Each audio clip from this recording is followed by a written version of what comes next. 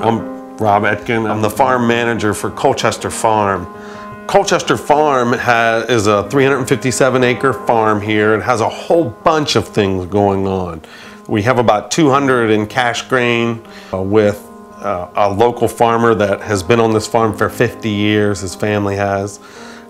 We have a gentleman doing some pastured poultry, which is a very new, innovative way to raise chickens, which is very humane and which has no antibiotics and no artificial supplements, no nothing. It's just pasture raised, eat a lot of bugs. I'm the farm manager for the whole operation. Teresa is the manager of our CSA, our Community Supported Agriculture Project, is the technical term, but there are 10 acres of pesticide-free vegetables grown here on the farm, 55 varieties. There's 12 different varieties of tomatoes in that. It's a wonderful suite of vegetables out here. And Teresa Misek is the manager of that. And the way that works is Teresa has 150 roughly families that participate with her CSA, and what they do is they sign up and they pay for their vegetables in the spring. And they pay for a full season's worth of vegetables, and then every week, once a week, they get from the farm a box, either a quarter bushel, a half bushel, or 3/4 bushels. There's 3 sizes, and they would get a box of vegetables every week, whatever's ripe and fresh and ready that particular week. So a CSA family will progress through the growing season and get consolidated amount each week of different vegetables. So right now we're in lots of greens, lots of cool season vegetables, greens, garlic, scapes, lots of lettuce, spinach, kale, and now we're moving into more fleshy vegetables. As it gets hotter, we harvested cucumbers this morning, onions, turnips. All of those are going out in the CSA shares this week. Next week will be zucchini, and then the week after that will be into our tomatoes. My day job is the executive director of the Eastern Shore Land Conservancy, where we work with farm families and landowners to help them find ways to preserve their lands, and we also work on land use policy throughout the region. Biggest challenges facing farmers here on the Eastern Shore today, I mean, age is one. I don't know how to say it more sensitively than that, but our average age of farmers is 67 now, so we've got a very aging farming population here on the Eastern Shore, and the next generation, there are pretty significant barriers to entry in an agricultural lifestyle for the next generation. And I think we have plenty of people interested or possibly interested. You know, there's a lot. The ag school at University of Maryland is doing well. We have new agricultural courses at Chesapeake College that are doing well. So we've got plenty of interest, but you know, there's a glass ceiling and a glass floor in between the older generation of farmers and the young folks, and primarily it's cost of land is a huge cost. You know, our land is valued in this region for its waterfront, for its estate value, so our prices really are much higher than the productive capacity of the land would warrant. So prices are very high. A young person, you can't afford to buy a farm and then pay the debt service on it with what you can produce from the farm. The numbers just don't work, so you've got to get past that barrier for the land prices. And then if you can do that, there's all of the other infrastructure for farming is expensive too. You know, it doesn't have to be that expensive to do the overwhelming paradigm for farming in this region, which is cash grain. You need these $250,000 to $300,000 combines.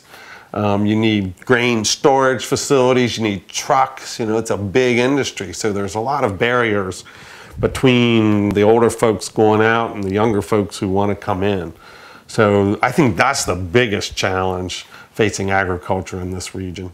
We've had a number of inquiries. At least once a quarter, we have someone approach us about wanting to set up a CSA in different areas, and we try to help those efforts all the time. And it's mostly, young people that are interested, want to come to the shore and start a CSA. And they've either worked on a CSA in another place, somebody like Teresa, but getting them onto a farm is a real challenge. And we've done some things that are leading to that, where we bridge the young person onto the farm, but it's very challenging. I'll tell you an example. There was a woman farmer in Dorchester County. She and her husband and child had a farm that was about 150 acres. And they had about 15 acres in vegetables and berries. Blackberries, like Lockbriar Farm sitting near here. And some other vegetables that they sold at a produce stand on the side of the road. And then they had the balance of the farm was in a grain operation, and the husband ran the grain operation and had a couple other leases locally. So they had a pretty good, thriving, diversified farming operation. About 5 years later, the wife is remarried, a young man that had been part of a farm family, but there was a bunch of kids and there wasn't enough land. So he was driving a truck, but their dream was to farm.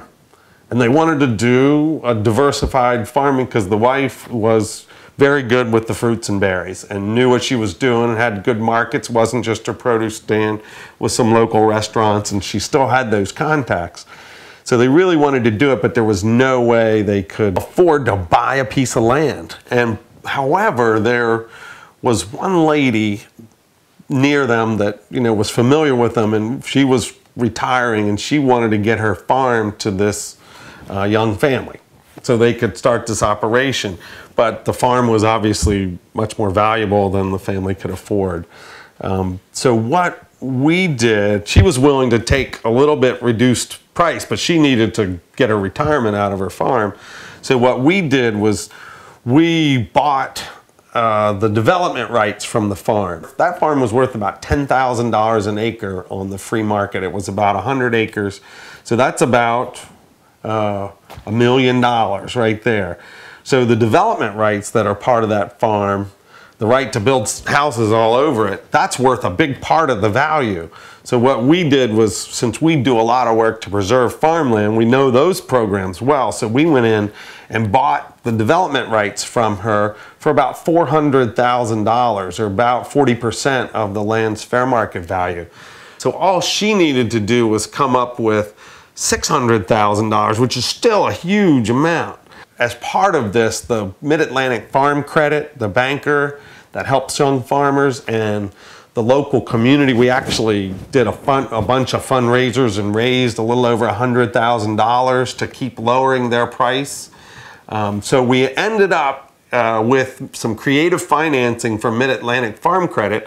We got them on the farm at a price where they felt the cash flow could support the debt service. And the one other thing Farm Credit pushed them to do was to put up a chicken house, because they cash flow really well. So the one thing, so they have berries and vegetables, they have chickens, and they have cash grain now on this farm. And it's a very good balance. Mid-Atlantic Farm Credit likes that kind of a balance, because it's the way the poultry sort of works year round. It's even better in the winter, because you can grow a little more intensely in the winter when the temperatures are lower, rather than the summer when you risk losing birds to the heat. So it was a very good balanced operation. The community supported it. The bank supported it. We got the land in preservation, so we had to put the money up, and then we got our money mostly back through a government easement purchase program. So, but it was a huge effort to get this family on this farm. It's really an extraordinary effort, because it took a nonprofit really to take a big risk on 40% of the land's value. It took the community to really stretch that a little bit further, and it took banks, which Mid-Atlantic Farm Credit and some other ag lenders locally are willing to go out on a limb for young farmers and help them along and help them with business planning. But it just takes a lot to get over that hump. But now they've been on that farm, this family's been on the farm 4 years, and they're thriving, everything's going very well. So keep your fingers crossed, but that's one operator. And you've got literally hundreds of people like the other grain operators that are in their 60s around here without good transition opportunities.